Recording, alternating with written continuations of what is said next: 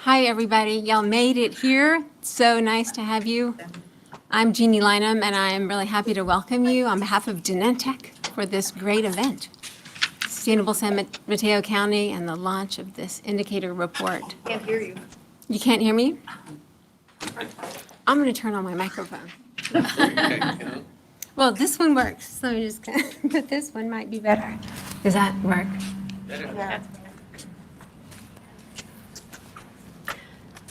Gianna, I just want to let you know the exit rows are down at the end and the restrooms are outside and to the right. Y'all need to know. Great. Feel free to come in and out as you go.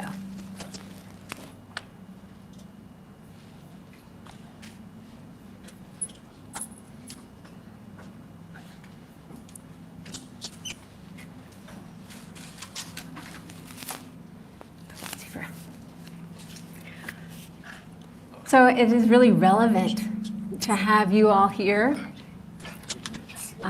for this launch and to be discussing building electrification because it's so important to Genentech and to our sustainability goals. And Genentech has been at the forefront. Are we echoing maybe? Yeah, we have.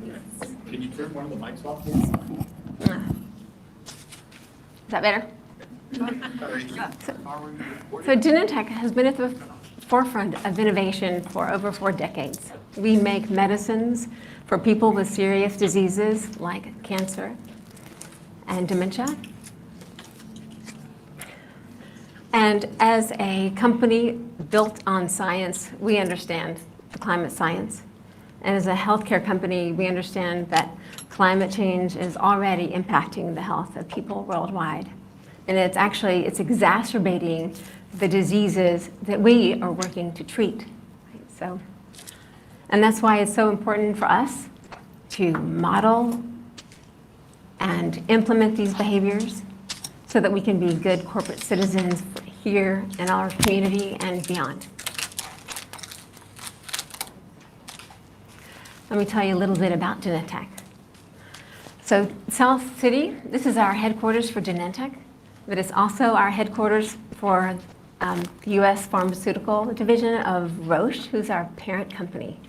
And you might have noticed as you drove here that it's kind of like a small city. We have 50 buildings, over 200 acres, and we manage 5.1 million square feet of space. We have up to 13,000 visitors on campus any given day. And we have manufacturing, we have research, we have a dozen cafeterias. The point is, we have so many opportunities to do sustainable work here.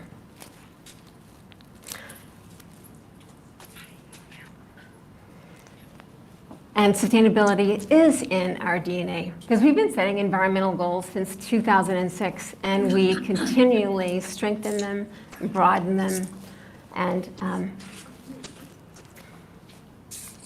just make them more challenging because our people care at all levels.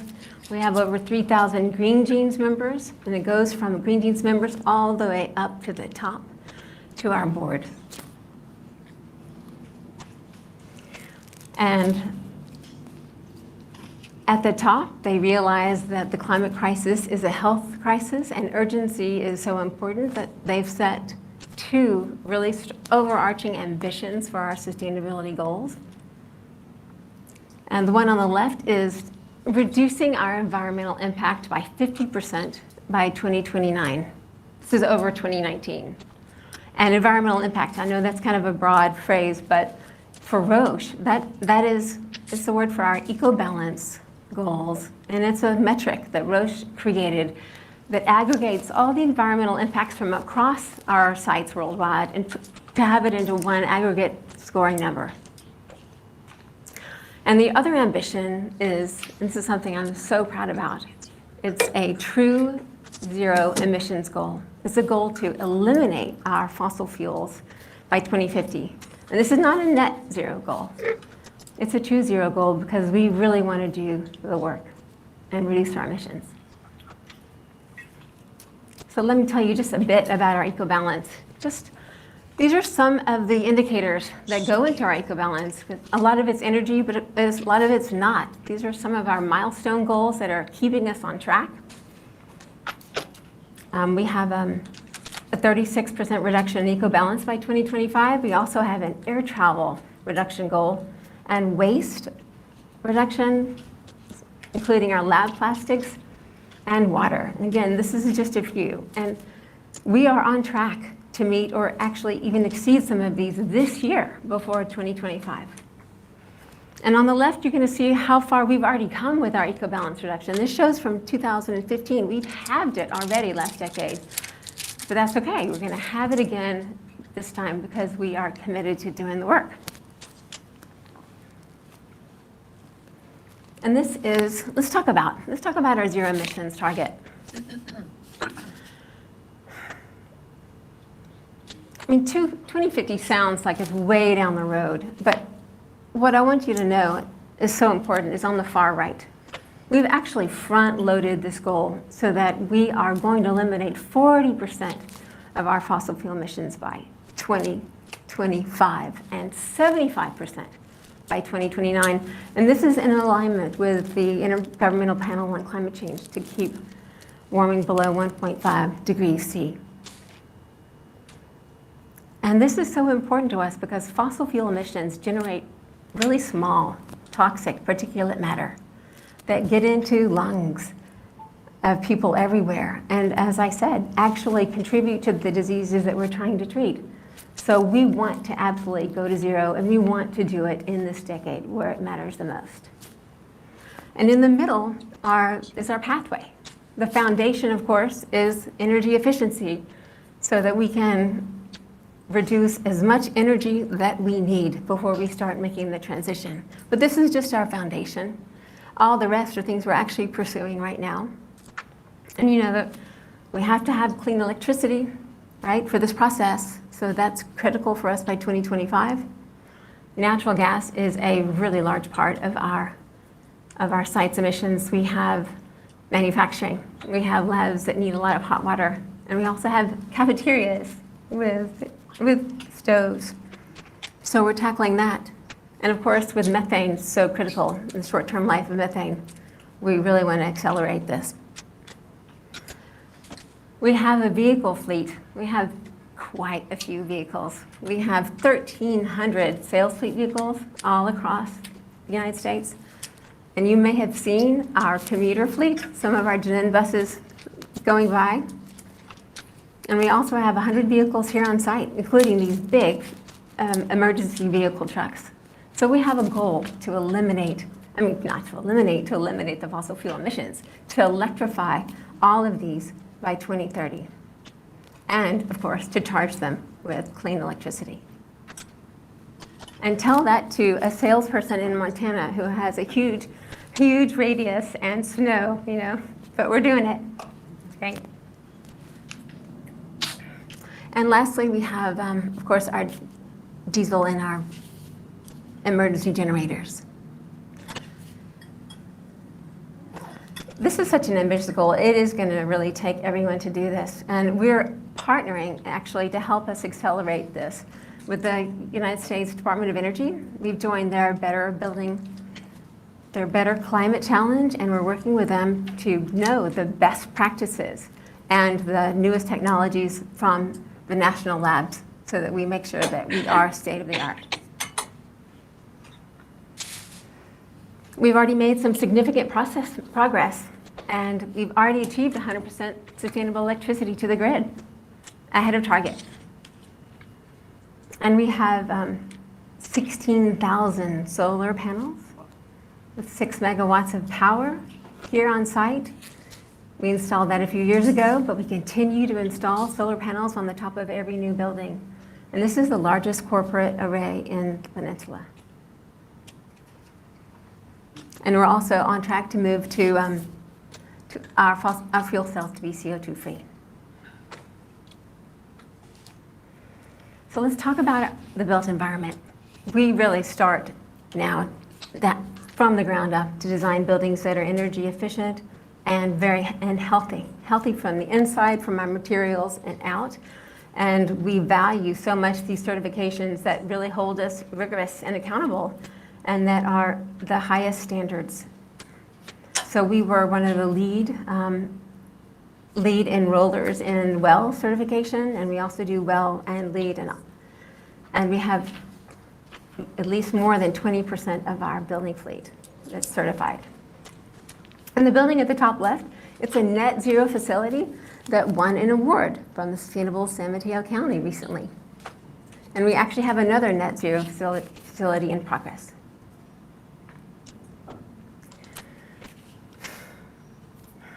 So when it comes to future buildings, we definitely want to use state-of-the-art to align our health mission and our sustainability vision to meet our goals. And two such examples are these. This is the one on the left. It's our brand new clinical supply center. It's our new manufacturing building, where this building is a much smaller footprint compared to our other manufacturing buildings, which had huge steel vats where we would make large quantities of medicine. But now in this facility, we're moving to smaller, more personalized batches of medicine.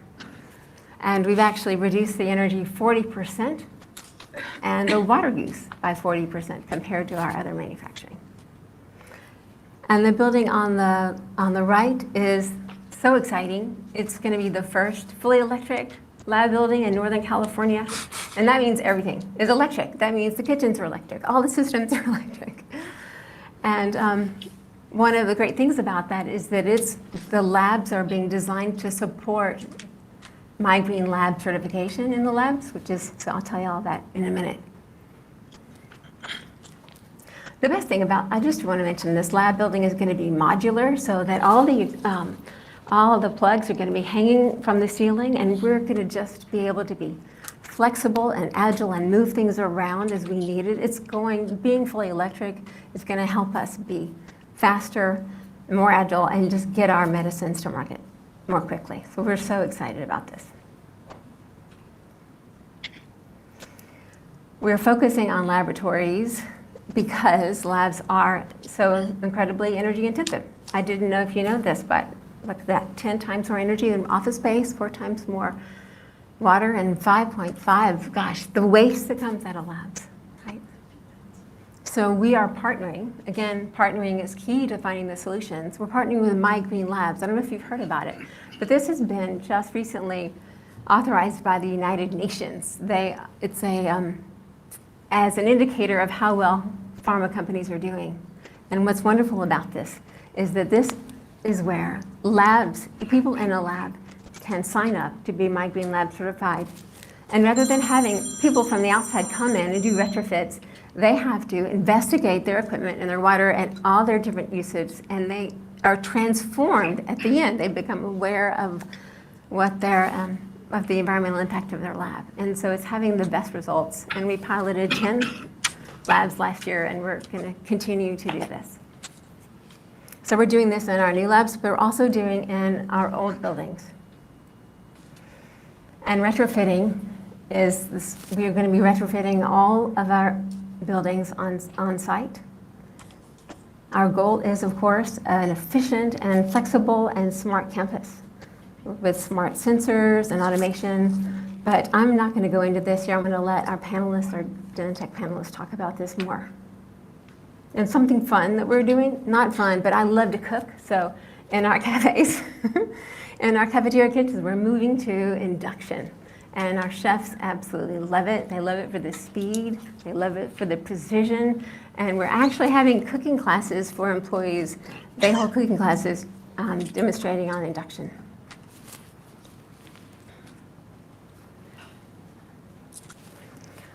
And just a little bit more about transportation. Because here we are in the middle of the San Francisco Bay Area, but we don't have any public transit here. So we had to start a really rigorous commute system to get people from 90 miles, to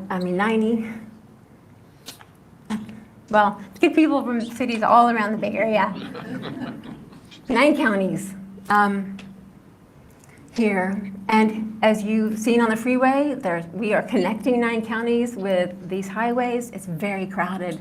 So we have a very rigorous and robust commute system that includes buses, ferries, shuttles, van pools, all sorts of different vehicles in order to get employees here and feel calm and at ease when they get here. Each bus takes 100 cars off the road, so it's reducing congestion. And also, we have the world's first double-decker EV luxury coaches.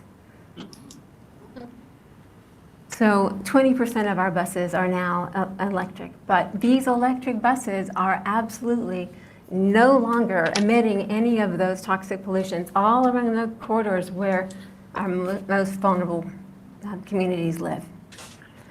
And another thing that we're doing is that we're now sharing our rides. You know, we have 200 to 300 life science companies now in this Oyster Point area. A lot of those companies don't have spaces to have buses or fleets, or they're too small.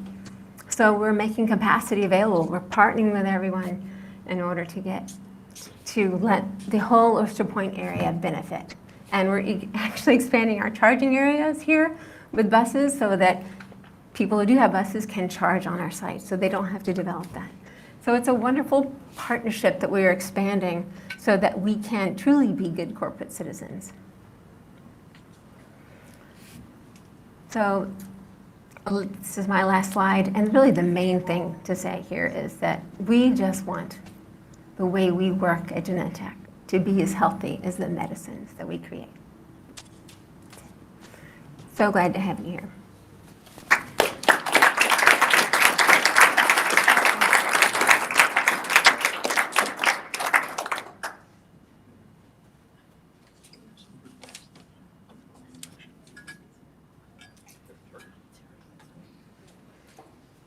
You know what? I would like to introduce someone. I'd like to introduce Terry Nagel. She was a former mayor of Burlingame, and she's also on the board of Sustainable San Mateo County. So Terry, please come up.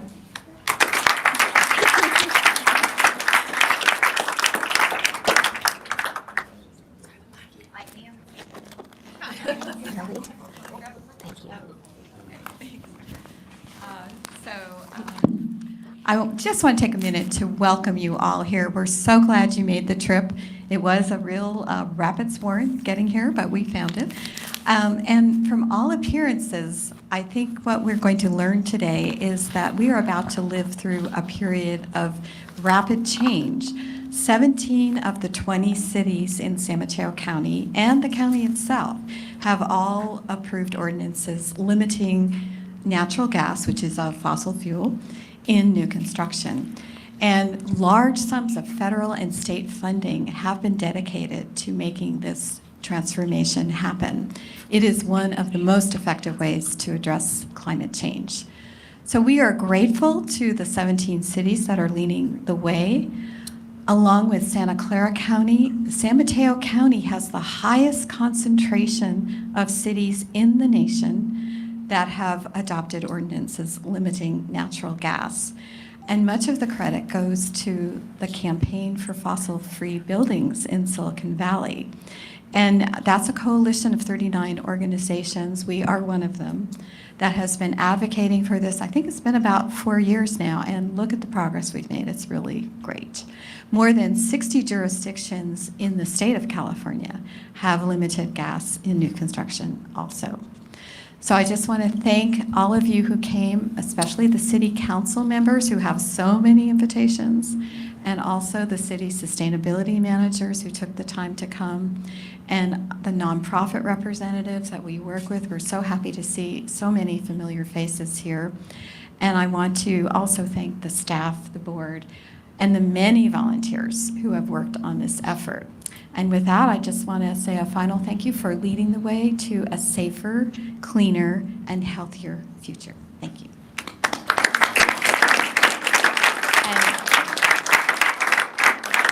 And now I'd like to introduce our executive director, the indomitable Christine Kolzog.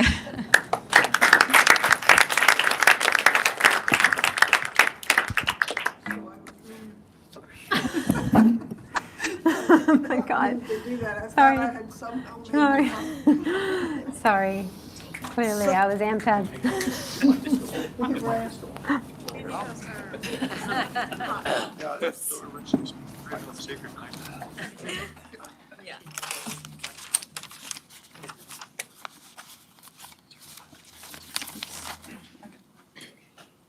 All right. Hi, everybody. My name is Christine Kohlzaug, and thank you to Terry Nagel. She's actually the chair of our board. And I also wanted to welcome all of you here. We have quite a few old friends, and then we have some new faces as well, which is great.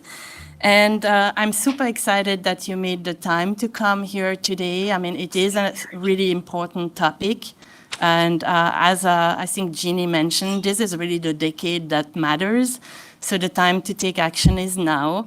And we are just so pleased to see that this topic is getting the attention that it frankly needs to get. And we are here today also to be sharing with you the findings and key insights of our 2022 indicators report. And as you've heard, so the report is on building electrification. So thank you all. And I think to get us started, I just wanted to do, whoops, hold on. Nope, doesn't seem to click. So I wanted to do a quick poll and see who here knows already about our organization, just so I know. Okay, wow, a lot. So I think I'm going to zoom through. Jena, I think I need some help with the clicker. Unless you're invited by someone. Oh, this one. Okay, yeah, perfect, thank you. All right, so here is what I'm going to cover this afternoon. So I'm still going to give you a quick overview of our organization, and then I'll pass it over to Sarah Cassanego. She's our Indicators Report Program Manager, and she's going to highlight some of the key findings in our report. Then we'll have Panama Bartholomy. He's internationally renowned expert in all things green buildings and electrification. He will deliver the keynote address. And then we'll have Susan Wright from the County of San Mateo, the Office of Sustainability. She's doing the moderation for a panel of experts. I'm really excited to hear what you all have to say. And we really tried hard to design the panel to bring together people that can share a different perspective. So that should be quite interesting as well. And then last but not least, so we'll just give you a quick summary of some upcoming events and our deadlines.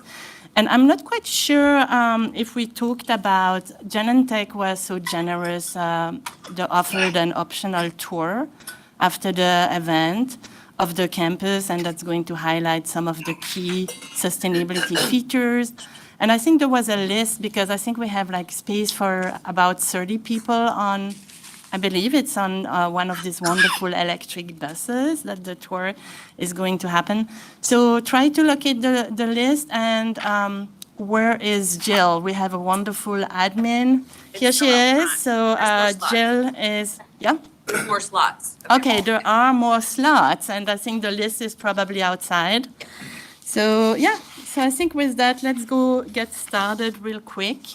So as I mentioned, Sustainable San Mateo County, despite our name, we are not affiliated with the county, though we really love what they're doing and love to partner and have like a similar mission, I will say. So we are a local nonprofit. Our focus has been on the county, even though we all know sustainability doesn't really know any borders. But our primary focus is San Mateo County and its 20 cities and towns. And really what we're all about is a sustainable future for all in the county.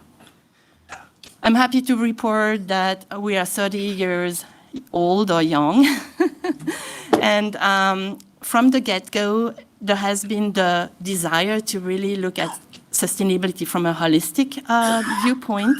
And we do that via our 3 E's lens, meaning that, of course, we recognize that addressing environmental impacts is key, and that also it's not just about the environmental aspect, but also we need to foster social equity, and a green economy. And that's not always easy, by the way, to make all three E's work together, but that's what we strive to do. And next, I just wanted to remind you about some of our core programs real quick. And then in addition of these core programs, what we do too is we've been advocating and we continue to advocate for policies, ordinances, initiatives that are in line with our mission and vision. So here you see a slide that highlights our core programs. And what I will say is that each one of those pretty much fall into one of the following three buckets or categories. So we have programs that are more about metrics and measurements, because we all know it's super important to track sustainability so that we know we're advancing at the right pace and we are making the progress we need to do. And that's where we have our indicators report program falls under the metrics and data bucket, as does our newest program, the Sustainability Dashboard, which really tracks the sustainability performance of our county and the cities. Then we have another category that's all about education, inspiration, and kind of like really frankly seeing what's possible, because there is also a lot of great progress and things happening in the environmental and sustainability space. That's where we have our awards program. I'm going to talk a little bit more about the awards program in a minute. And then under that, we also have our ongoing series, the virtual happy hours.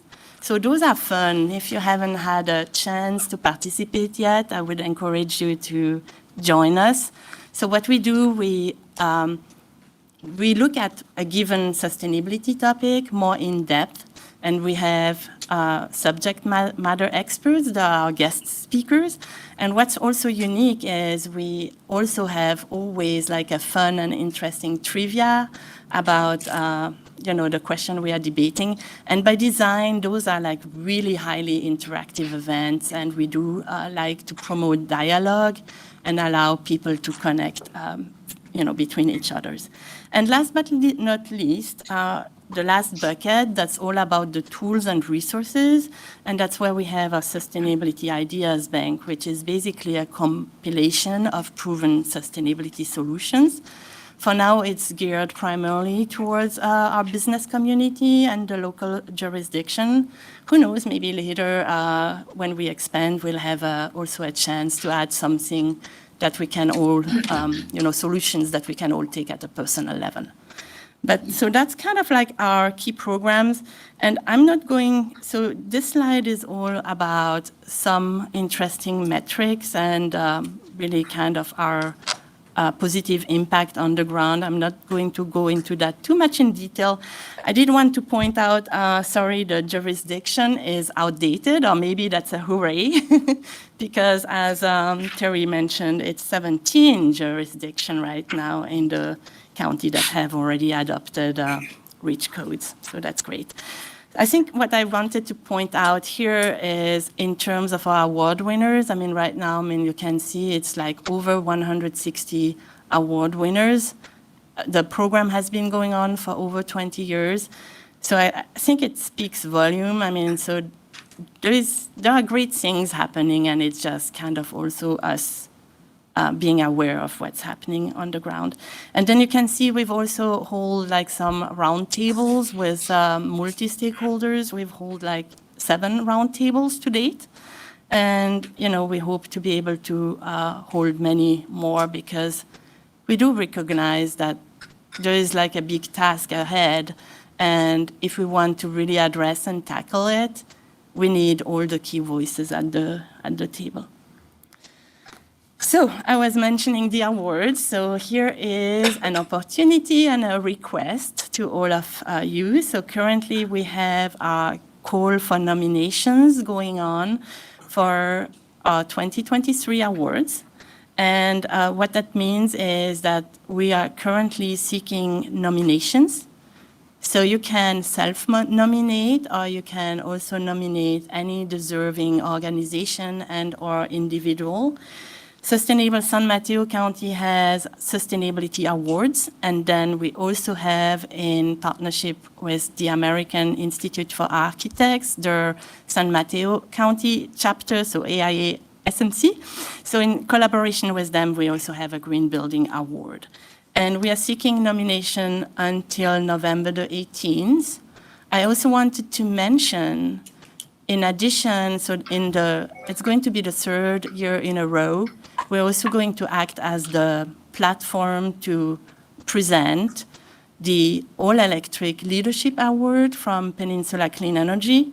And so the deadline for the Peninsula Clean Energy Award, that's the same too, that's November the 18th. And, there is more information on our website.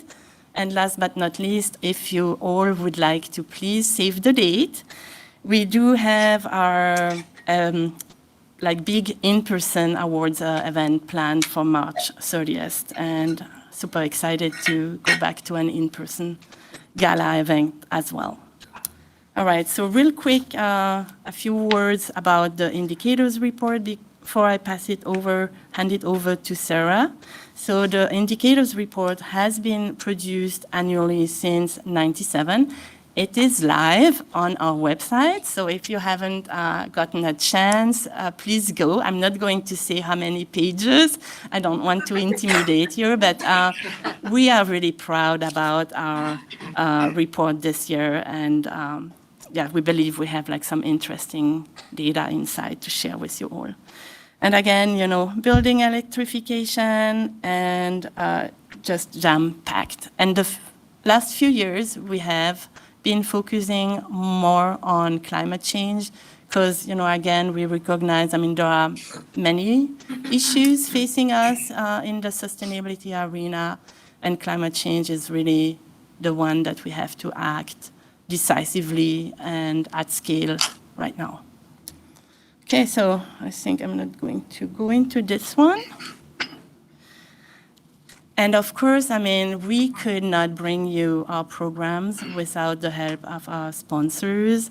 And for the Indicators Report program, I wanted to say special thanks to our gracious host, Genentech.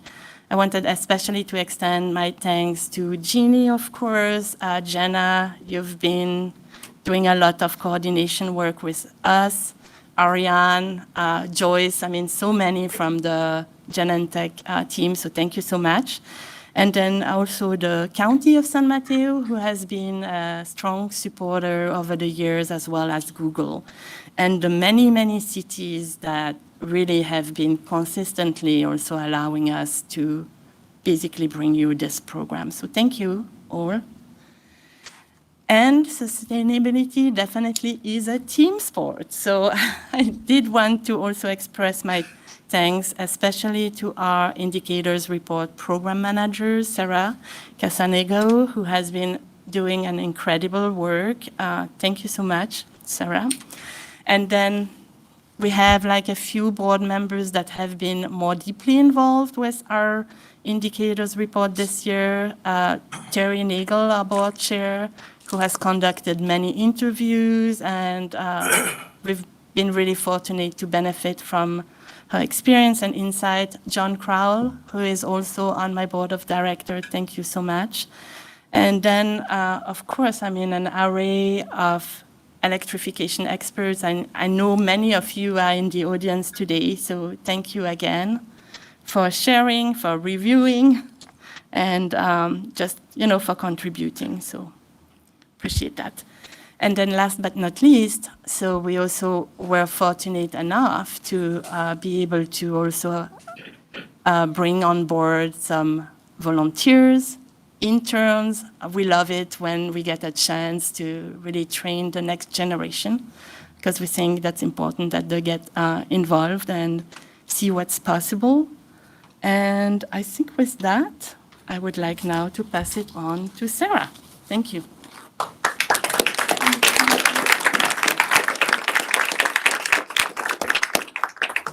I'm sorry, before we move on, I have to ask, can we turn the sound up a little bit, please? So I have a mic, is that good? Yeah, that's better. Okay. Thank you.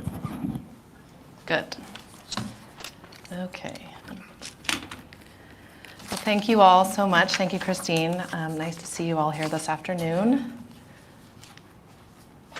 Great. So this year's indicators report on building electrification defines what building electrification is, describes the benefits and complexities, explores data on gas use in San Mateo County buildings across different sectors, and provides recommendations for residents and local decision makers on how to promote building electrification going forward.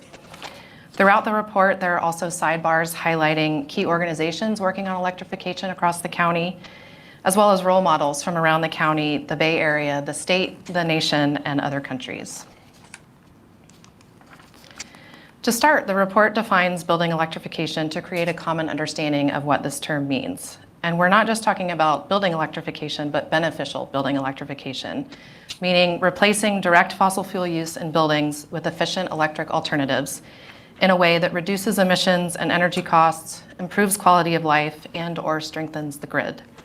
And we also discuss the importance of electrification benefiting all communities, not leaving disadvantaged communities or marginalized populations behind to continue bearing the burdens of relying on fossil fuels while wealthy communities reap the benefits of electrification. There go my notes. Excuse me. And there are many benefits of electrification. Our report covers each of these topics in detail. In the interest of time, I'm going to highlight the health and safety and environmental benefits. And I know that I'm sure cost savings, resilience, and job creation will come up during our keynote and our panel discussion.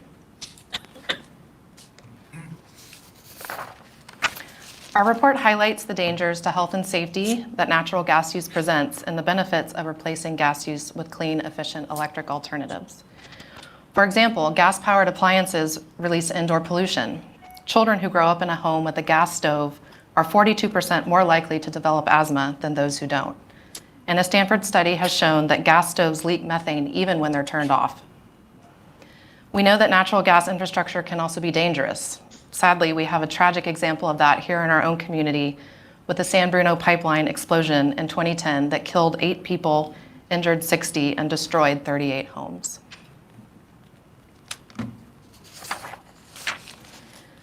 Our report also explores the environmental benefits of building electrification, including data specific to San Mateo County. In California, buildings release at least 25% of the state's greenhouse gas emissions, and likely much more than that when accounting for upstream emissions throughout the gas extraction and delivery system. In San Mateo County homes, over 400,000 gas furnaces and water heaters emit the same amount of greenhouse gas emissions every year as over 100,000 gas-powered cars.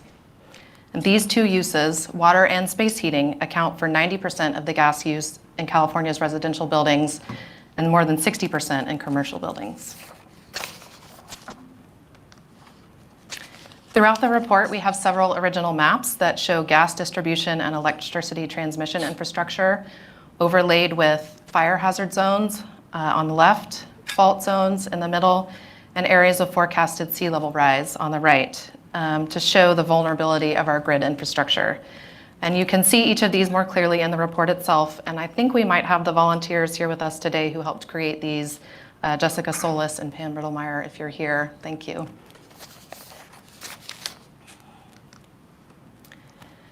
Our indicators report also includes a section on San Mateo County buildings.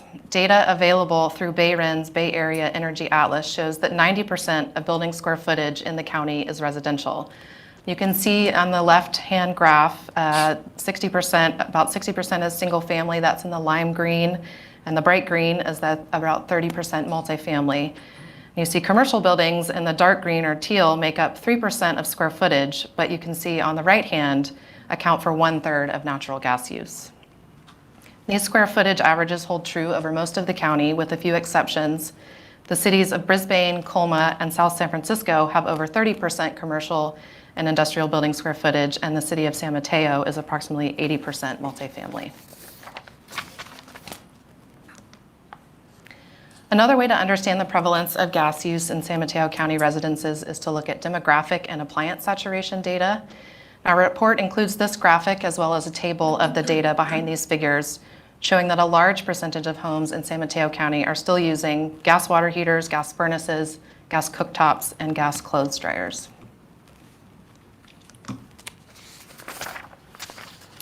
And while we were not able to obtain disaggregated gas usage data for the commercial sector, we did pull data on emissions that come from natural gas combustion. And this data show that food services, which is in blue, healthcare in green, and education in orange, are the biggest users of natural gas, although I will point out that the largest section, the gray section, are from unspecified sources.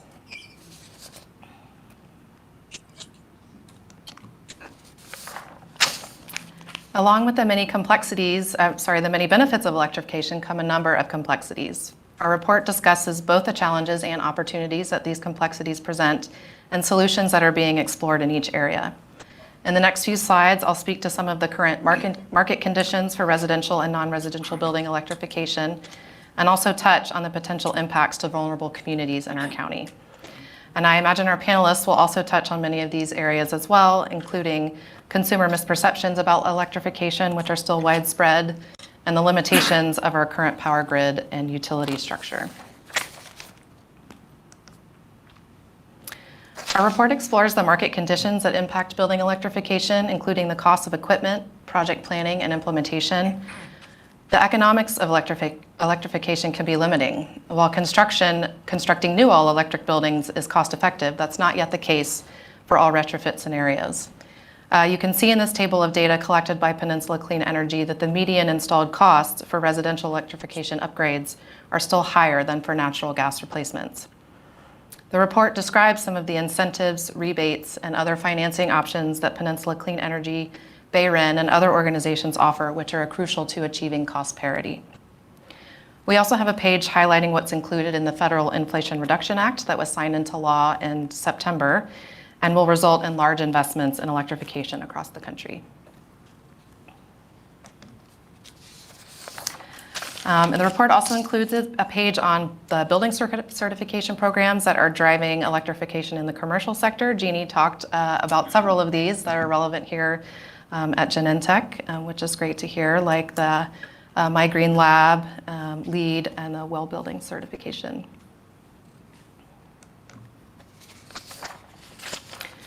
Our report also includes a section on the most vulnerable communities in our county. The California Environmental Protection Agency identifies disadvantaged communities across the state that are disproportionately burdened by multiple sources of pollution, as well as socioeconomic and health stressors that make them more sensitive to that pollution.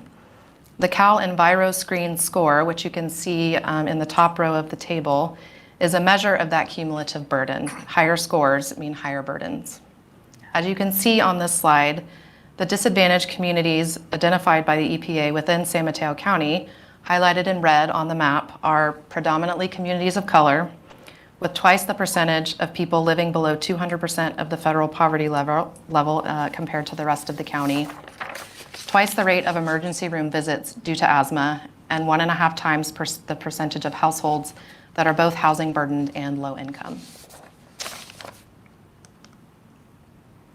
The communities in San Mateo County that would benefit the most from electrification in terms of increased health benefits and decreased energy costs, communities like Bellhaven and Menlo Park, East Palo Alto, and North Fair Oaks, also face the most barriers to electrification: low home ownership rates, limited income, and the lack of both social and financial capital.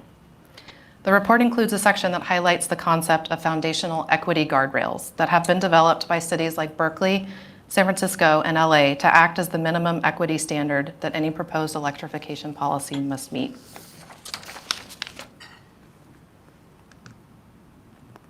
These are a few examples of the key organizations and role models highlighted in the report. There are 20 of these throughout the report showcasing individuals, organizations, companies, and municipalities. I know you can't read these, they're just examples of what they look like in the report. Do I need to speed up, Christine? Okay. So in the interest of time, I will go to the last slide. The last section in our report looks ahead to an all-electric future, highlighting ways that both residents and local decision makers can help advance building electrification. And we know it's not going to be just one road like this map depicts, but lots of roads of different sizes with different destination points. But just to highlight a few things on here, we've identified short-term, mid-term, and long-term options like community engagement and public awareness, adopting and updating REACH codes, which we've spoken about both for new construction and existing buildings, and supporting large-scale regulatory and market change. In our appendix, there's also a summary of the REACH code progress for each jurisdiction, as well as a page of links to various electrification resources for homeowners, local jurisdictions, and industry professionals. I encourage you to check out the full report online. We've worked hard to make it visually engaging with lots of infographics and hyperlinks. And a 4-page brochure will also be available soon that summarizes the main highlights of the report. In the interest of time, I'm going to go ahead now and introduce our keynote speaker. I'm very excited to have him with us today. Panama Bartholomy is the director of the Building Decarbonization Coalition, which is a multi-sector forum advocating for and creating solutions for our pollution-intensive building stock. He has a deep experience across a number of organizations and has worked on climate solutions in over 30 countries. So please join me in welcoming Panama.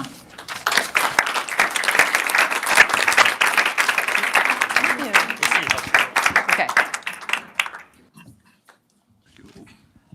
Slippery up here.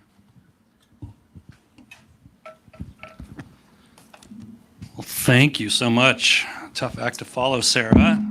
Excellent presentation. Hello, everybody. Hi. How are we all feeling after the election? Good. Yeah, it's like 75% good. It's about as good as we can hope for in elections in America. About 75%. Great. Yep. Oh, no problem. That's me. So, it's great to be here. Thank you so much to Sustainable San Mateo County and Genentech for hosting, and all the sponsors of the event. And thank you all for coming out here. I am truly honored to be in this group of people, not just for pandering, but also if you look at where the heart and soul of the building electrification movement is, it's right here in this room, and it's in this county.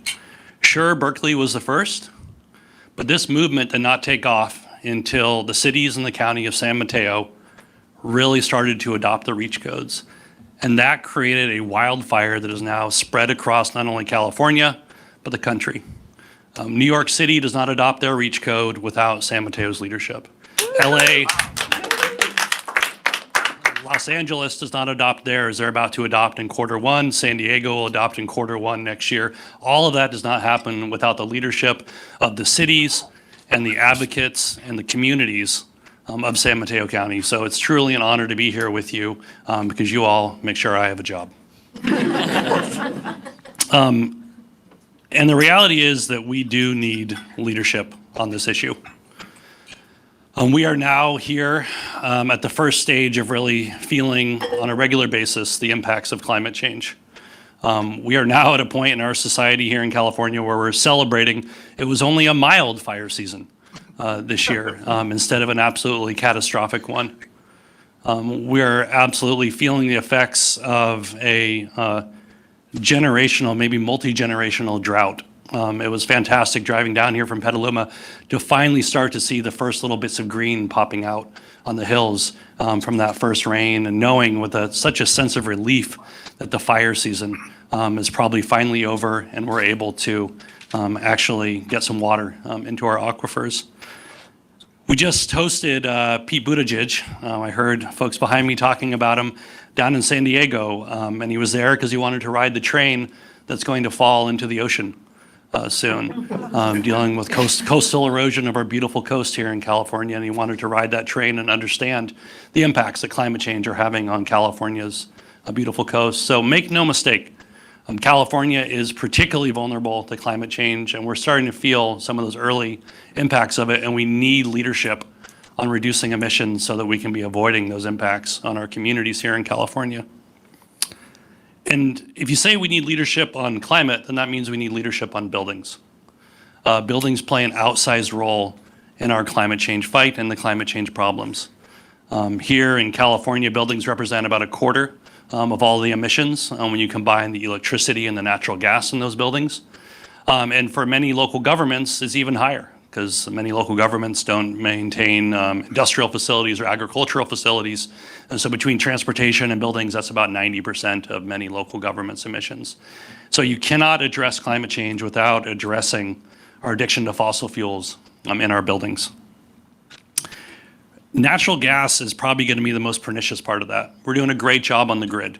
We absolutely need a stable grid in California, but we're doing a good job of cleaning it up. Natural gas, we're moving in the wrong direction. The American Gas Association likes to brag that here in America, we add 1 new customer to the gas grid every single minute across this country. We're moving in the wrong direction, unfortunately, and it takes leadership of cities saying no more and adopting REACH codes like you all have in order to be able to stop that. Right now, natural gas, because of the work that we're doing on coal and on oil, natural gas is responsible for the fastest growing climate emission in the world right now, according to the IPCC. So it's absolutely critical that we address natural gas. And the dirty secret of the natural gas industry is that the utilities that bring you natural gas, they don't make money selling you natural gas. They make money selling you infrastructure. 90% of the revenue of PG&E or Southern California Gas Company on the gas side is building the infrastructure that brings you the gas and then maintaining that over time. And 2/3 of that revenue is on the residential side. And so it's all of our homes that are responsible for the revenue, that are responsible for the industry, that is responsible for the emissions of the fastest growing pollutant for greenhouse gas emissions.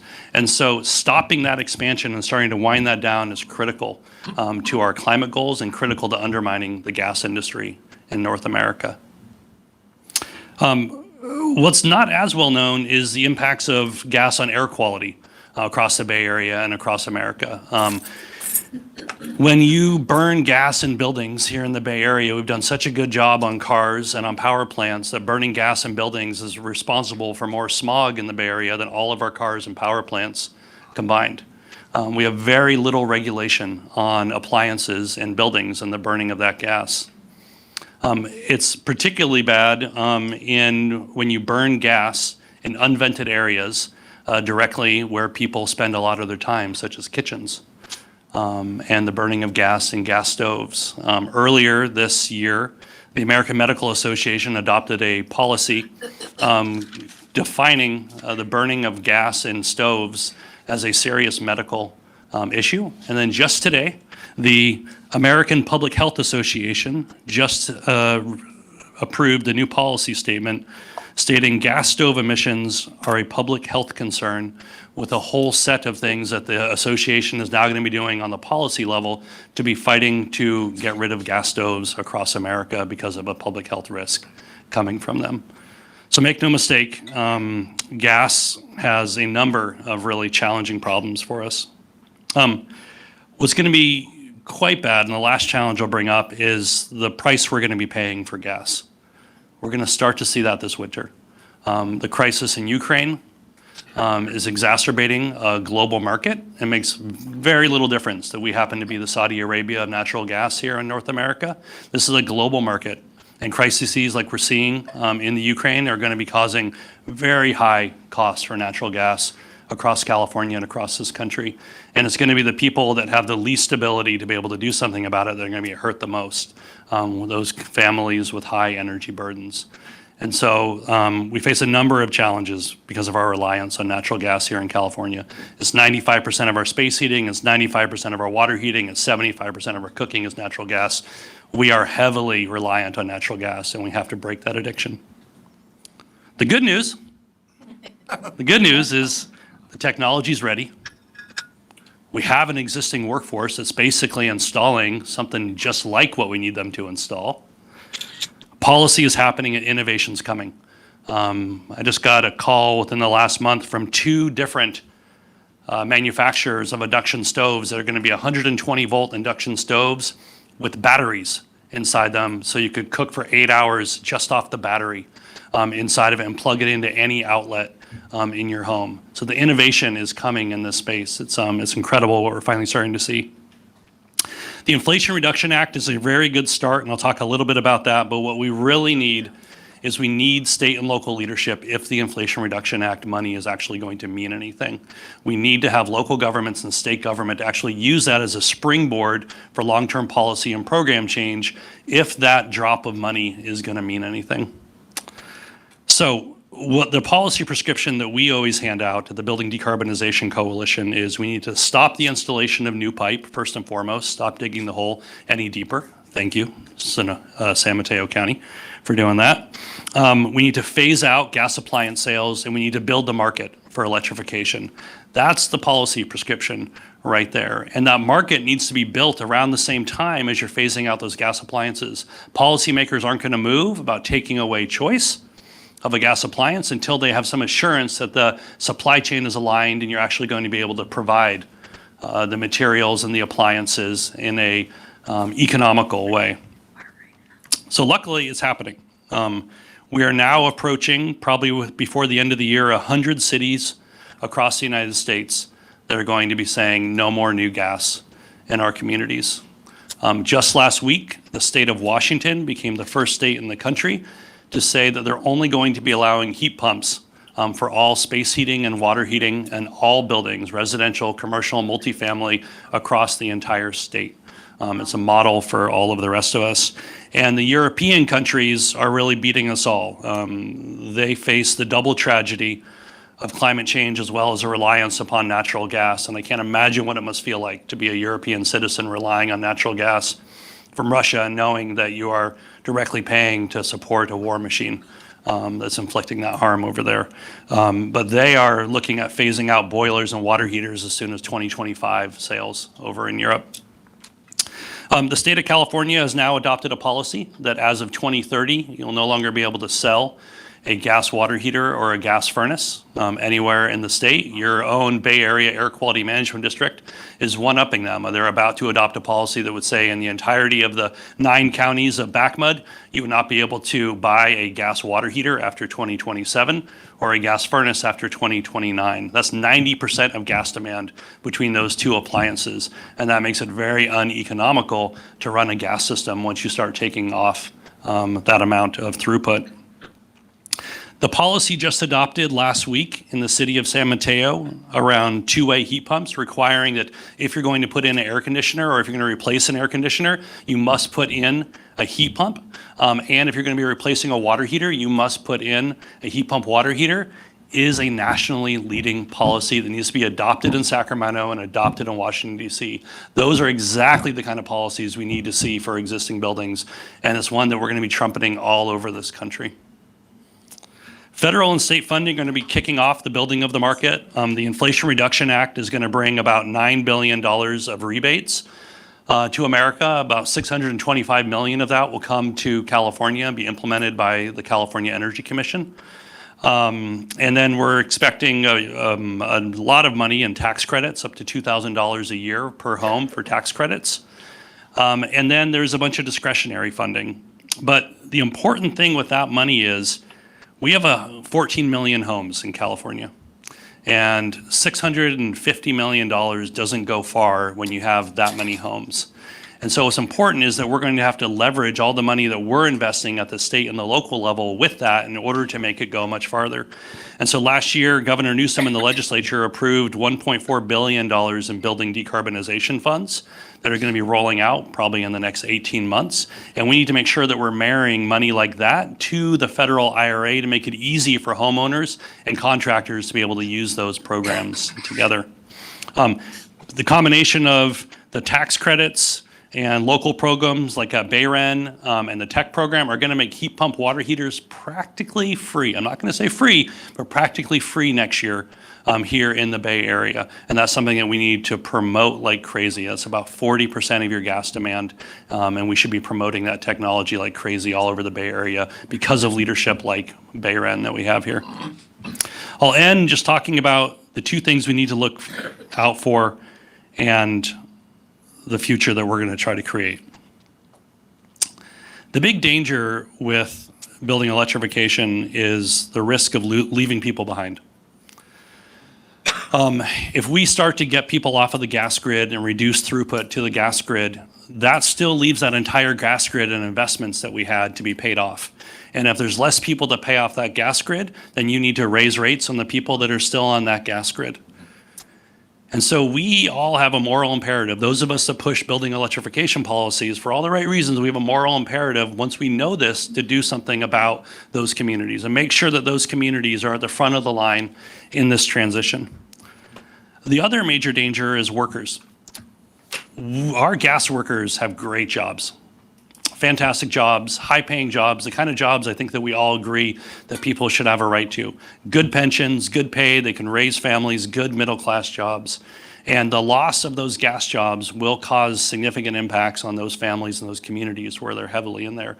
And so we need to be designing a building electrification future that seeks to overcome those two dangers. How do we prioritize equity communities, and how do we prioritize workers in this? And so I think we're starting to see the first real stages of that. And it's something called zonal electrification or neighborhood scale electrification. The very first model of this is happening right now. PG&E has put a proposal into the California Public Utilities Commission around completely electrifying CSU Monterey Bay. 625 facilities on that campus. There's one pipe, one large gas pipe that goes out to that campus. It's up for renewal because it's an old pipe with in bad condition. They've done the analysis, PG&E has, and they figured out that it's actually going to be cheaper to electrify those 625 buildings than to replace that pipe. It's going to be good for ratepayers to electrify rather than replace that pipe, and they proposed that to the PUC. PG&E says they have hundreds more projects across their territory, probably many of them in the communities you live in, that they are ready to go. As soon as the PUC approves that, they're going to put in a mega application with a bunch more of those. And so what does that mean? That means good union jobs, paying high wages, good installations, all permitted. The dirty secret of all of our HVAC and plumbing work, all permitted, good work. Going to put in all of our electrification. And isn't that the foundation of the future that we want to create with electrification? Because that's what the release of indicators report should be about. An indicator report is a reflection about what's happening in your community right now. An indicator report is a moment to take reflection about what we want to do with this information and where do we want to go. And so here in the heart of the building electrification movement, the folks that really started this fire, we need to ask ourselves which way do we want to go and what kind of future do we want to support for building electrification? Do we want to support a low road approach, which is based off of our current market conditions of low wages, low tech, no permitting? Or do we want to be really supporting a future that is a high road building electrification future of good pay, good jobs, focusing on the most vulnerable communities first so we can all move off of the gas grid together? San Mateo has led us the right way so far. And so my question is, can you all help lead us down this high road again? Thank you for your time and thank you for your leadership.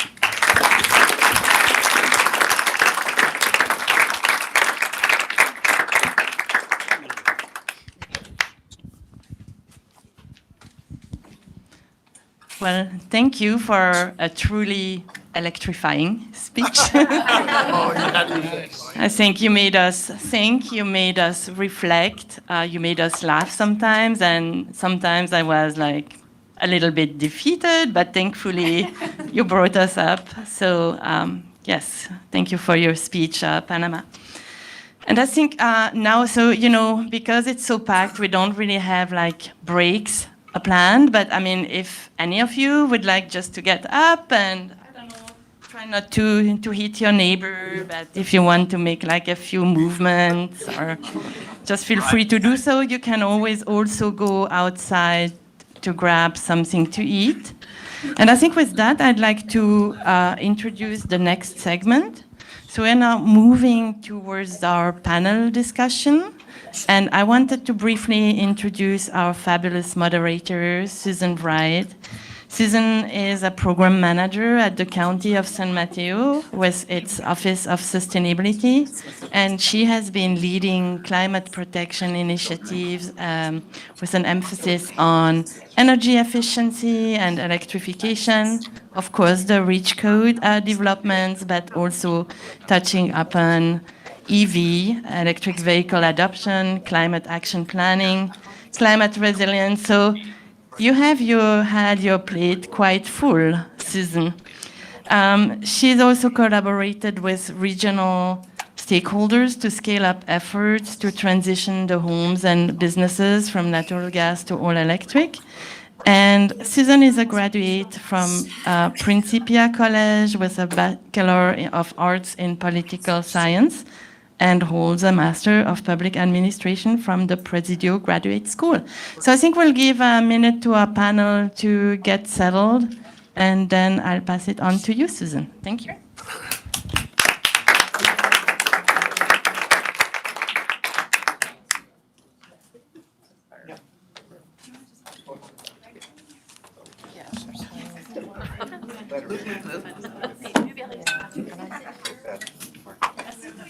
We have enough chairs.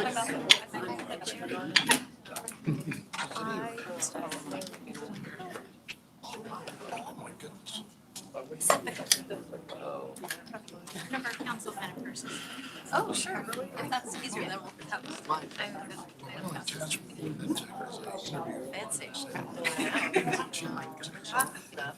Oh, yeah, sure. Searching. The guy retired. She's done a very nice job.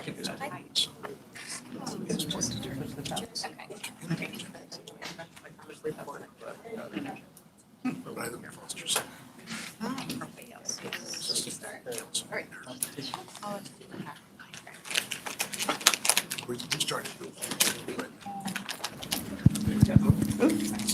How's that?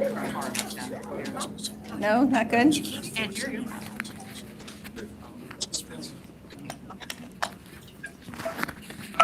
Can you hear me? How's that? Okay. Folks getting snacks? Yeah, we're right on time. Okay, thank you so much for inviting me to moderate. Really happy to be here, and it's so inspiring already to hear the previous talks. What we're going to do is have each of the panelists introduce themselves and just explain how their work relates to building electrification as a starting point. Why don't you go ahead? Sure.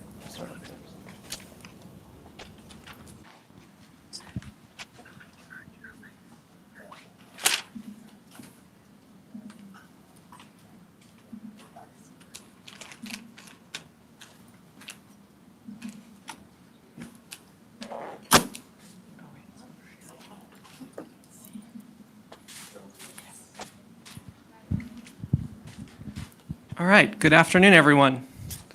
My name is Jeff Skacel. I'm a senior energy program manager here at Genentech, and I lead energy efficiency programs, both in the South San Francisco and Dixon campuses. Just a quick recap, I know that Jeannie covered some of this, but we are a 5.5 million square foot campus here in South San Francisco, employing about 13,000 or so employees and about 60 buildings. So I'm going to talk a little bit about Genentech's path to electrification and what that's going to look like between now and 2030. And I just wanted to mention one thing that Jeannie also touched on, which is the fact that as of March 1st, I'm really happy to announce that all of our purchased electricity here at Genentech is 100% CO2 free.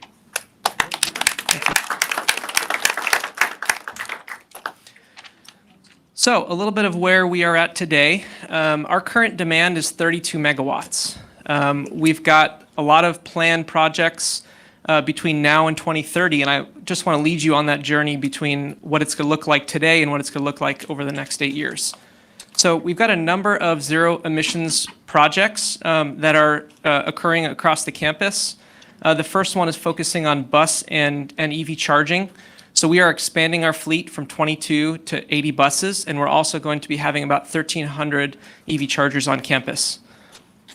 We're also focusing on electrification. So as we move away from natural gas and we electrify our buildings, That's going to be about a 10 megawatt predicted demand. A lot of that has to do with our moving to heat pumps as we exit some of our natural gas buildings. Now onto the future needs. So we're predicting between 12 and 20 megawatts for our future needs. We also talked about some of our expansion across campus, and then about 5 megawatts as business changes. So overall, what we're predicting between now and 2030 is that our overall demand on this campus in South San Francisco will be between 57 and 65 megawatts. Just a little brief history on sort of where the campus is at today. We currently have 6 power distribution feeders that feed all the power for Genentech South San Francisco. All 6 of those feeders come from one substation, the East Grand substation. Only 1 out of 6 of those is actually dedicated to our site. And obviously, this probably goes without saying, but there's a lot of increased connected electricity load for all of PG&E South San Francisco, and that is putting a burden on some of the feeders. And so what that means is that the East Grand substation that we heavily rely on is becoming more taxed.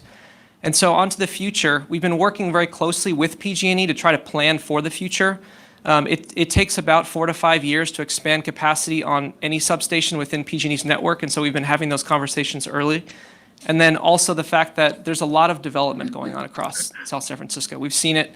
It's really not just South San Francisco, but also San Mateo County. We've seen a lot of development, a lot of new buildings come up, especially here in the Oyster Point corridor. And so Genentech's footprint and our power demand is expected to double between now and 2030. So that's something that we have to really balance those two. So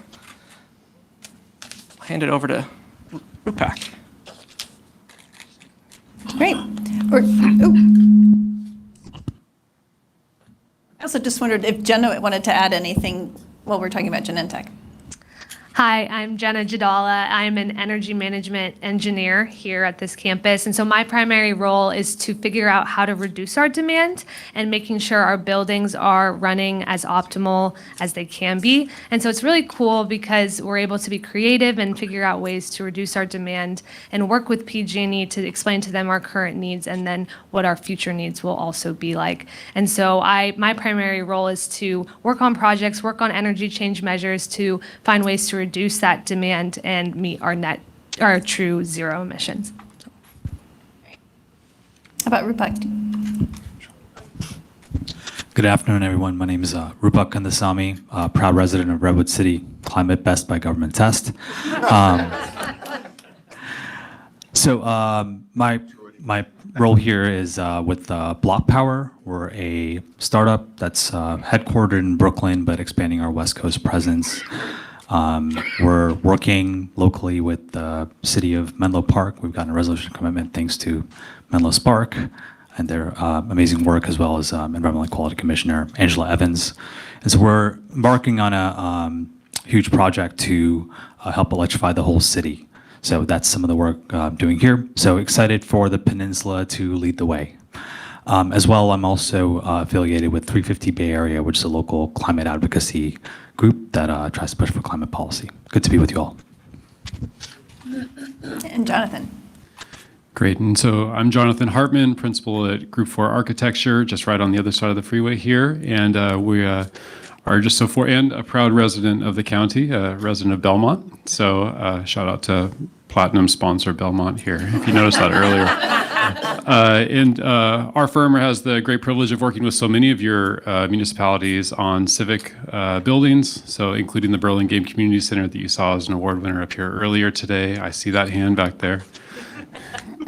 And so it's nice to have the local support and just be able to work through the municipalities to work on electrifying the infrastructure there for the community buildings that was referenced earlier by Panama.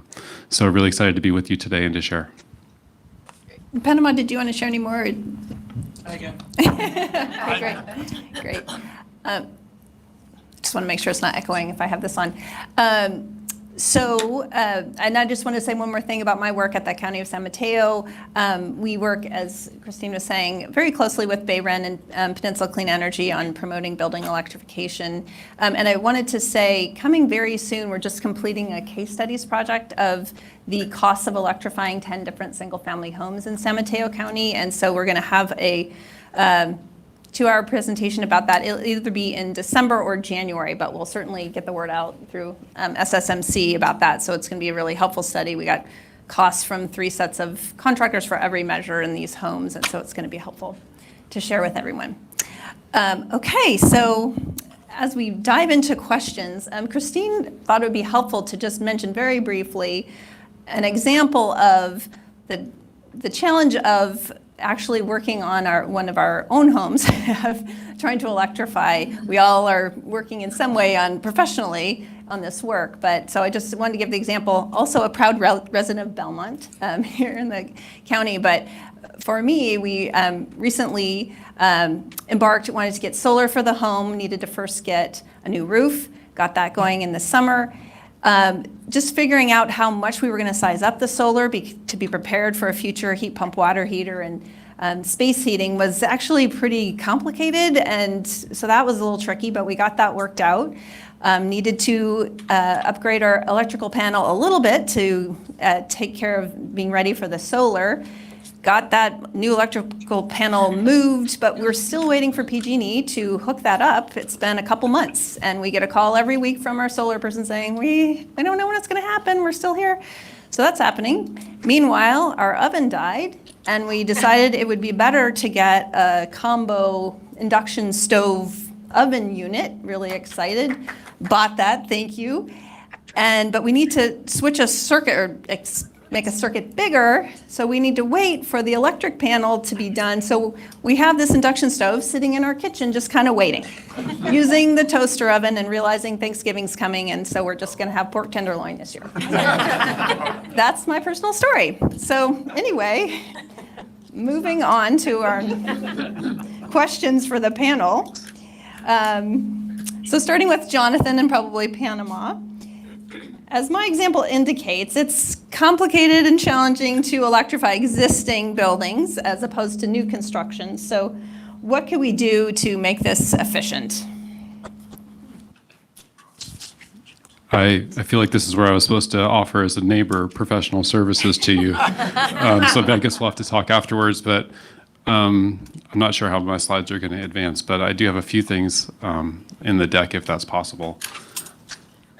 So I think the things that have been talked about today are real. You know, these are real real dilemmas, and these are blank pages. These are, you know, I'm going to say these are the easy projects, which is completely untrue. But doing new construction gives you control over all the different parameters, right? And so you have the ability to optimize the envelope. You have the ability to target net zero energy. You know, like in Burlingame's leadership example, you have the ability to actually put those PVs on the panel up front, so we target it and we fulfill it all before the building opens. You know, and we have these opportunities. But how we deal with our houses and how we deal with the existing building stock, and if we look here at hovering over the 101 freeway, looking at South San Francisco downtown here, how do we deal with all these buildings? You know, and which is, as Panama said so eloquently, you know, this is a huge percentage of our building stock, and really is in many ways where the heart of our efforts are going to lie in the next decades. Hopefully the shorter end of the next decades. And so as we go on to the next one, you know, the case study that I wanted to highlight today is a commercial building, but the parameters pertain to residential buildings as well.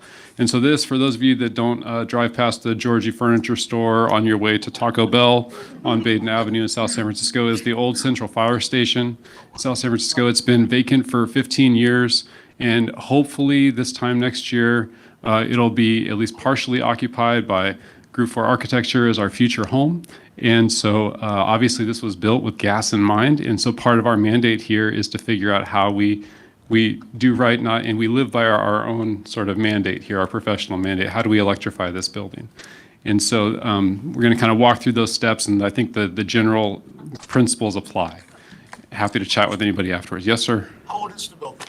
The building was built in 1948. It's a cast-in-place concrete building with a wood roof, so we've got lots of thermal mass, almost no insulation, and a really fantastic training tower on the back that no one knows quite what to do with, but darn it, it's cool. It's my partner Dawn's, my business partner Dawn's going to be her office there, is what she's claiming. So I'm not going to fight her for it. It's going to be good. So if we go to the next slide, so you can see sort of where the idea here is that we're going to transform this thing into something lovely and beautiful and charming and electric, all in one shot. And we can keep moving forward here. And so really, this is a holistic approach. I think, as Susan said it well, it's not just one decision. That decision has ripples through the pond to all these different pieces. And so we want to think about the pond holistically from all sides of the shoreline as we move forward. And so using existing conditions to our advantage as a broad topic is sort of the first step. You know, the carbon's already sunk in this building. We don't need to recarbonize this building by tearing out half of it and starting over, right? There's other ways to think about this problem. We want to then augment or strategically add on top of the existing conditions to enhance our current situation. And finally, we want to prepare, because we are facing similar things to what Susan is facing in her house, that this isn't going to be for us. We don't have the luxury of having this be a one-shot deal. This is going to be a multi-step process, and planning that multi-step process up front as best as we can, knowing that the unknowns are going to hit us no matter what, is part of the path to success on this project. And so if we move to the next slide here, existing conditions to our advantage. So the concrete walls are not necessarily a negative, right? There's a lot of thermal mass there. There's a lot of ways that we can use that thermal mass to our benefit from an energy standpoint. These buildings blessed with operable windows. Darn it, we're going to use it. Not every office has that opportunity. But those are things that begin to lower our energy load. We can strategically make augmentations or adjustments to the building as part of our renovation project in order to enhance the building's capacity and therefore lower its energy demand. And the reason that we want to do that is because, just like Susan's house, this building has only 400 amps of power for 10,000 square feet, and it's single phase. So if you think about what that means, that's, you know, six houses worth of energy, and you all have at least 100 amps in your house, if not 200, if not 400. And we've got 400 for the whole building, right? So how are we going to accomplish that?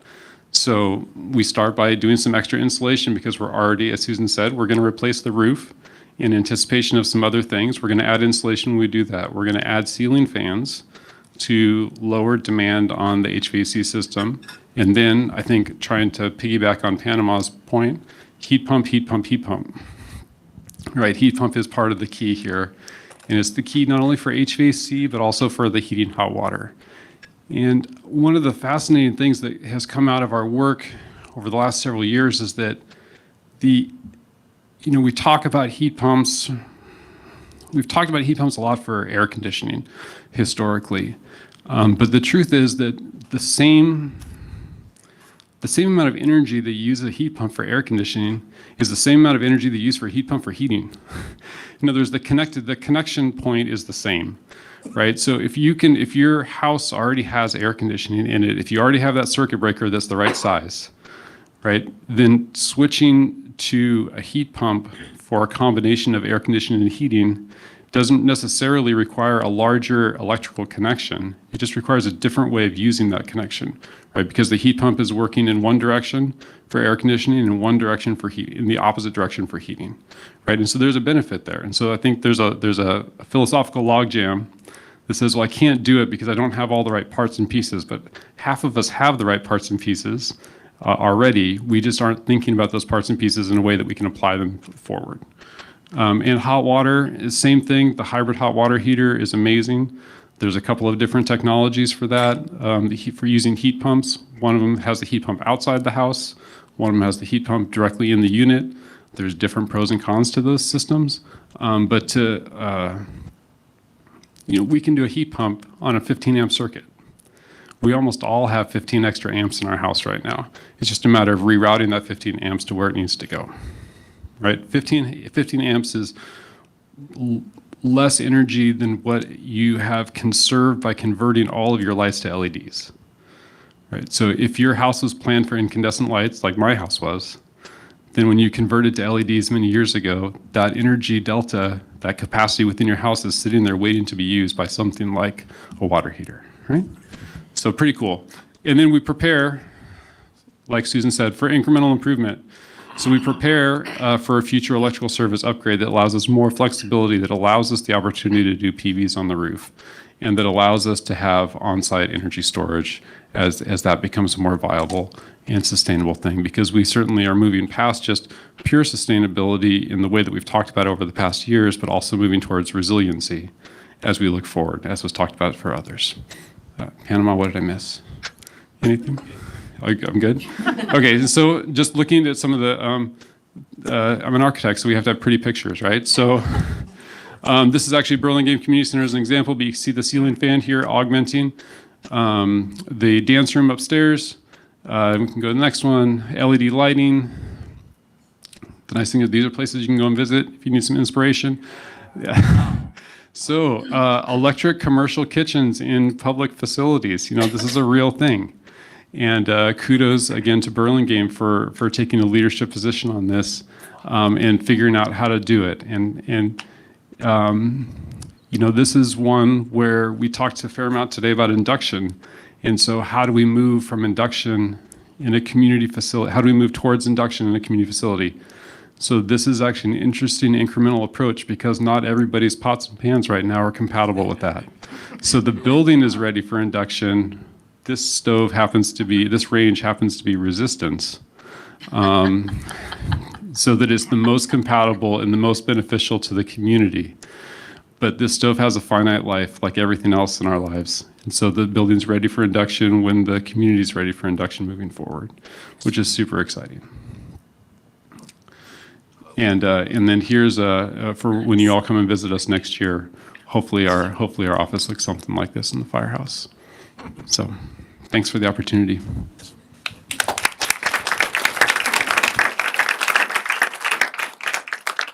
Panama, did you have any?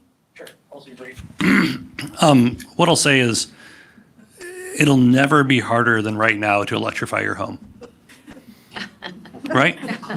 It's only going to get better from here. I mean, we have 95% market share for gas, and most of the rest of it's propane across this state. We just now are having the first programs rolling out. Awareness is just hitting. Like, this is absolutely not the worst time. Probably last year was the worst time to electrify your home, but like, it's only going to get better from here. The critical thing for all of you that work on advocacy at local governments or work at local governments is going to be, we have 7 years before we're going to ban the technology that all of our HVAC and plumbing companies built their businesses off of here in California.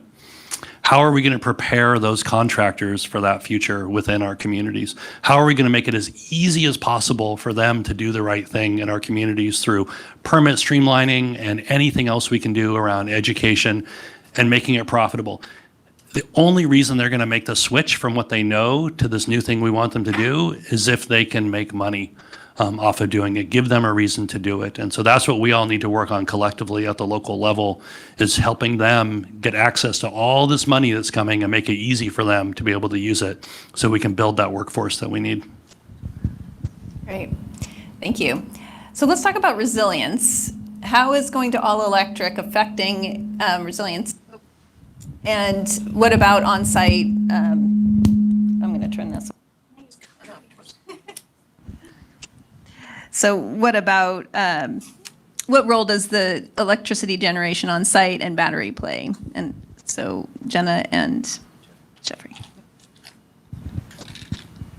I can start. So one of the things that I just wanted to mention is here at Genentech, what we're trying to do is, first of all, conserve, because if we can conserve more energy, that just means that we have to create less of a footprint for backup generation and storage. So we're putting a very robust program together here where we're going through every building as part of our zero emissions initiative, and we're trying to retro commission every building. So we're starting with modeling, then we're fixing what's broken, repairs, and then optimizing it. That's what we've historically seen across the industry has been a very successful model. For on-site generation, so we have 16,000 solar panels here in South San Francisco. At peak production, that's about 20% of our load. Obviously that's the largest installation here on the peninsula, but we've been doing everything that we can to figure out how we can expand our on-site generation. And then in terms of sort of emergency generation, we do have emergency generators if the need does arise during a power outage, and we can exercise those as necessary. Thanks, Jeff. And then adding on to that, like said earlier, we are electrifying our fleet as well as our employee charging by 2030. And so eventually we'll have port chargers. So if someone has an electric vehicle, they'll be able to charge it on site here. And so we are working with PG&E now to plan for our changing demand. So we are prepared for the next 10 years, even beyond that. Thank you. Susan, I have a quick question for them. Oh, sure. Is it? It's related to what they just Okay, said. okay. How does it work? I'm a homeowner with solar panels on my roof, which I was asking, how does it work for a business like Genentech? I have solar panels on my roof at home, but I have to sell that power to PG&E. Does it work the same way for a business?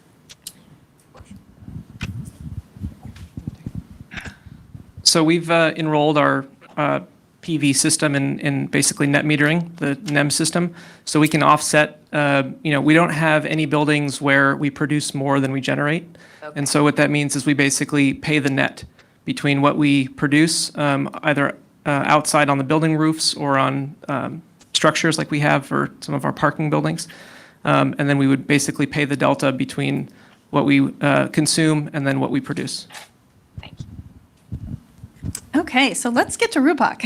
And we've been talking about technical issues, but Panama brought up some equity issues. And how do we make this transition to an all-electric future while not leaving communities behind? Thank you. So just a bit of history and background. So with Block Power is a building electrification startup that started in Brooklyn. The company's history was really in helping bring electrification to lower and moderate income communities that often get left behind. And as part of our Menlo Park project locally, we're also having a huge focus on Bellhaven. So with that as background, a quick thought exercise, think about a recent technology that you may like or came out. And if you think about the adoption curve, it often starts with the high end of the market. You think about Tesla and the Roadster, et cetera. So I think for building electrification, we're trying to change that. So, and we're doing some of the right things. So the policies that we're putting forth as far as incentives at the national level, at the California level, especially in San Mateo County, do reward adoption of building electrification for lower and moderate income communities. So that's one aspect of it, and there's some financial aspects that still need to be figured out. But the second and most important part of it for me is, Block Power, a lot of Block Power's work historically has been grounded in community organizing. Both of our founders were community organizers, and it's really in listening to communities and building trust. So listening and building trust as you set policy and evolving that policy as you move forward to design programs is a real key. So as an example, in the city of Menlo Park, we have recently developed a community advisory board. We had our first meeting a few weeks ago. So someone in that meeting asked, okay, so we're going to put in induction stovetops or induction stoves. So what does that do for certain communities who have different cooking practices over open flames, right? So having that as a consideration. So having that kind of direct community engagement is really key. And then lastly, I'll mention, disadvantaged and justice effective communities know their homes are unhealthy, know their environments are unhealthy. So listening to them on what sort of changes they want will also drive adoption. So what we found in Block Power's expansion to the west was really based in Oakland. And in Oakland, what we found was that really what a lot of folks in justice-based communities want is health and comfort. And they're actually willing to pay for that health and comfort because these are upgrades. So I think a big challenge for us is we've been really grounded in efficiency. Efficiency is important because we don't want to blow out our electricity grid and make it 3x as big as where it is now. But at the same time, we should be realistic, right? Significant parts of our homes don't have air conditioning, and air conditioning is a health upgrade, it's a comfort upgrade, it's a safety upgrade. So Emphasizing the upgrade part of it is also another aspect of it. Pamela, do you have any comments about this one?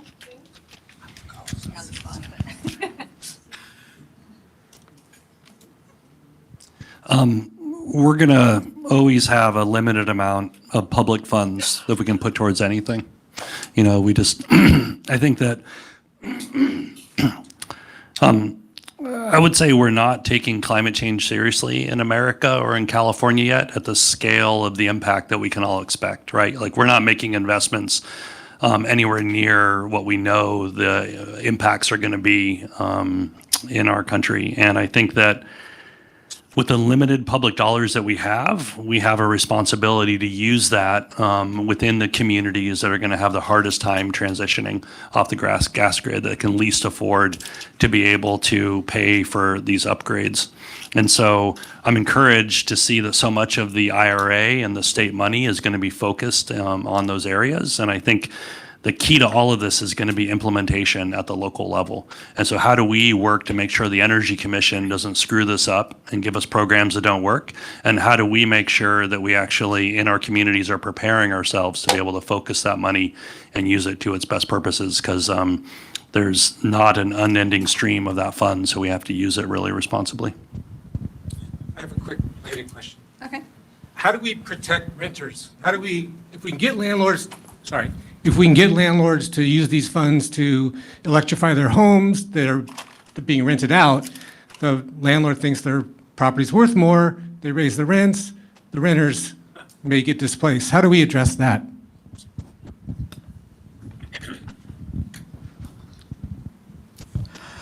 Great question. So I'm a renter in Redwood City, and a couple of years ago when the wildfires happened, I found myself, we got a portable heat pump, which is a technology I happen to know about because I happen to be in this industry. The amount of time that I spent around my apartment running around, putting the heat pump up, setting air filters, et cetera, it's also a waste in time, so it's another burden on communities. So that being said, that there is a misaligned incentive between building owners and renters. So I think in the short term, what this could look like is, as Panama mentioned, a lot of heat pump technology will be near free. So advocating for that and pushing for that through to building owners might be one thing. But, I think we have to start where it's possible. So single family, commercial, et cetera. And then, eventually it's our job to bring down the cost curves, the same way it's happened with solar and wind and batteries. So we have to bring down the cost curve so that in 2, 3, 4 years, this is the most attractive option for when it's time to replace. Another question? Okay. Sure. I'm Rick Bonilla. I'm the mayor of the city of San Mateo.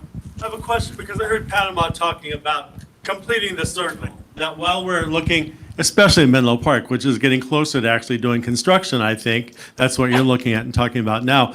How are we doing with creating the high road jobs, right? Where people are trained, skilled professionals doing work that's electrical work, that it's safe, and making sure that this is, benefiting our entire community, right? How are we doing with that right now? That microphone's back there.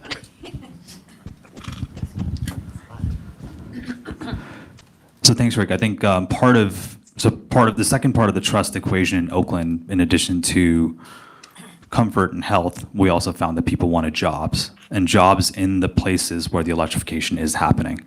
So Rick, I think just to be transparent to the entire room, right? We've had conversations with JobTrain as a workforce development partner in Menlo Park. So JobTrain, great organization.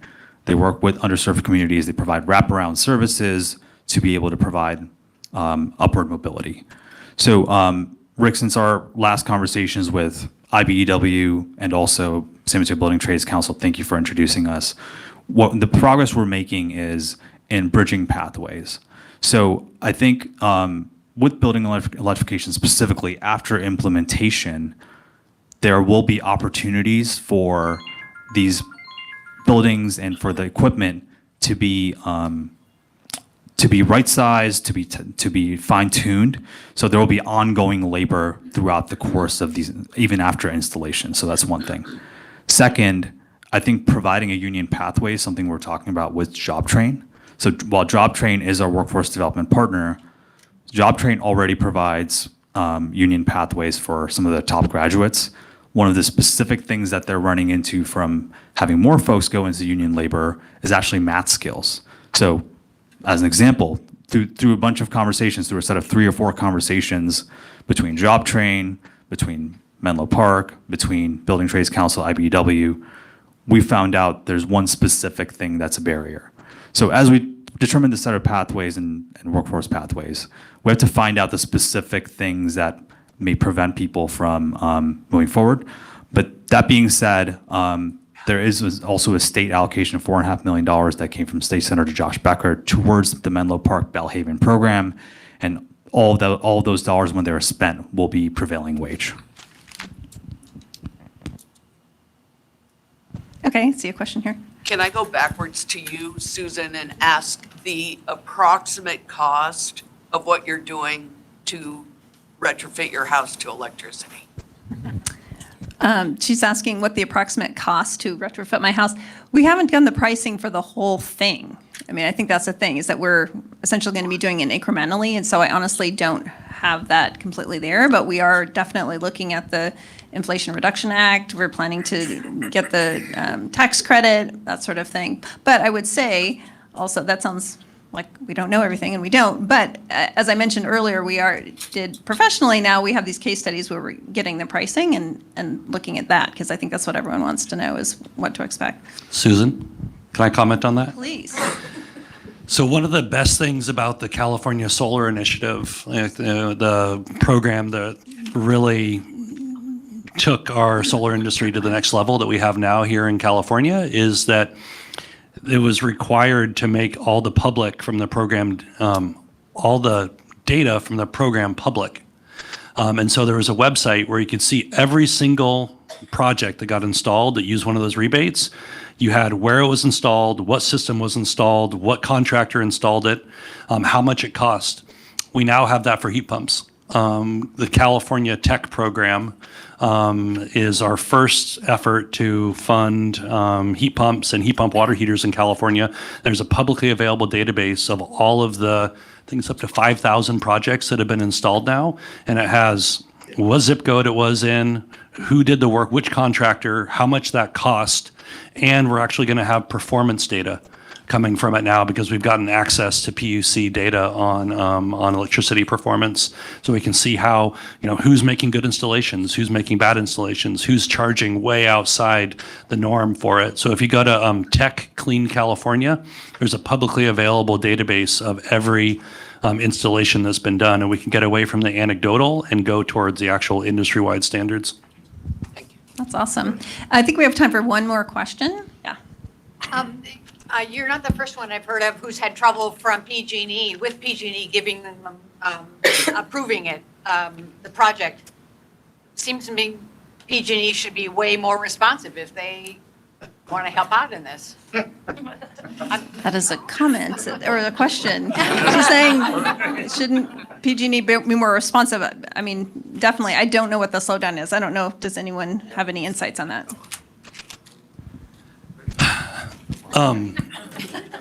So sometimes in these community events, I like to say, our membership is utilities, manufacturers, design and construction community, NGOs, and local governments. And so our members are the people that bring you the gas that you hate, to supply the appliances you're trying to ban, and design the buildings that have the gas in them.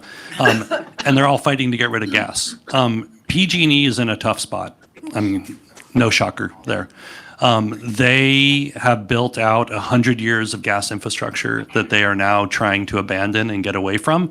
And they do not have a regulatory structure over them that really allows them to be able to make any profit at all by doing that. And so they are really just losing money every single time they try to do something on building decarbonization at scale. The small stuff they can do, like what I described with CSU Monterey Bay, but at scale they're having a completely hard time. So what they're doing is they're supporting, governments to adopt REACH codes.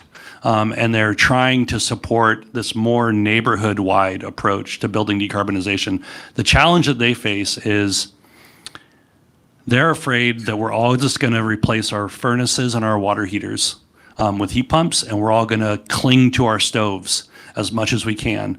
And stoves only make up about 5% of gas demand in our homes, and they're going to have to run an entire gas system and maintain it safely, just for us to be able to cook with gas and charge everybody $180 a month just to be able to cook with gas. So the pressure we need to put is not so much on PG&E, but it's on the Public Utilities Commission and Governor Newsom about, you are not changing the rules to allow PG&E to go ahead and help us with decarbonization.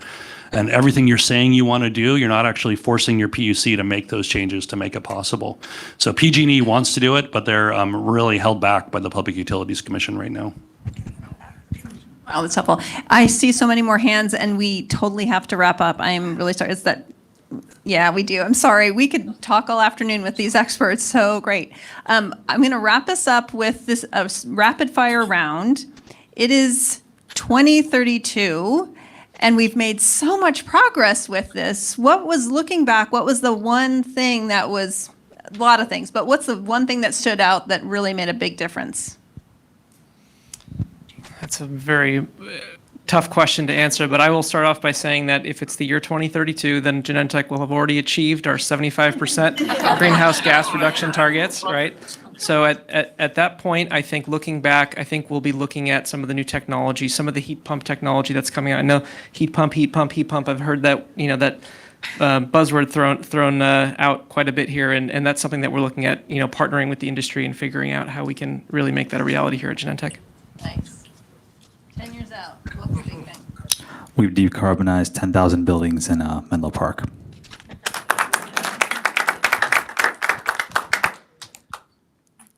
I think getting over the education barrier, dispelling the myths. And I think that when we dispel the myths, the progress moves much more smoothly.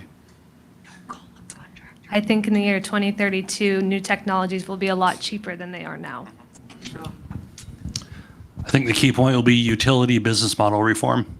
We've made the changes so that PG&E and other utilities are able to do this at scale, bringing in capital markets with a ton of money for high road jobs with good quality installations, and we're taking entire neighborhoods off the grid at once.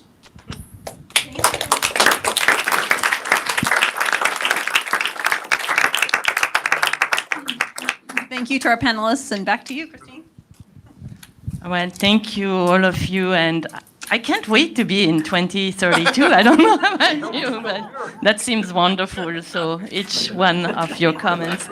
So I think I'm just going to quickly wrap it up here. So just wanted to do one last plug about our indicators report. So if you haven't looked at it yet, please do go on our website. So that's our tiny URL, but you can really go on our home page. There is like a slider, and you can just right-click on it, and then you will read the report. And just a reminder about our call for nominations. So we really have had already like a very good slate of nominations, but we are always looking for more. So again, it's organizations, individuals, and buildings. So you can find that on our website too. And I think with that, I wanted to thank all of you, because I think in 2032, I actually think the one thing really that makes a difference, it's going to be you, and you, and you, and you, and me. So, thank you for sharing all your expertise and insights with us. Again, wanted to thank Genentech, and a shout out to my staff again. Where's Jill? Jill organized all the food and drink. Where's the wonderful Jill? Okay, here she is. And then, of course, Sarah, who worked tirelessly on the report. So thank you so much. And I think with that, Jena, how do we do with the Genentech tour? Rachel will meet us outside, and she'll be giving the tour starting outside this building. Are there still spots available? I know there were 30 spots, and some additional were still left, so I'm not sure if they're still available. Are we still having spots on the? Oh, I see. Okay. Thank you.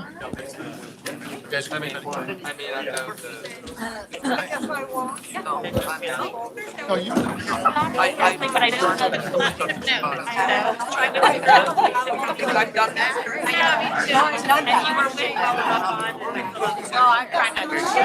I'm fine.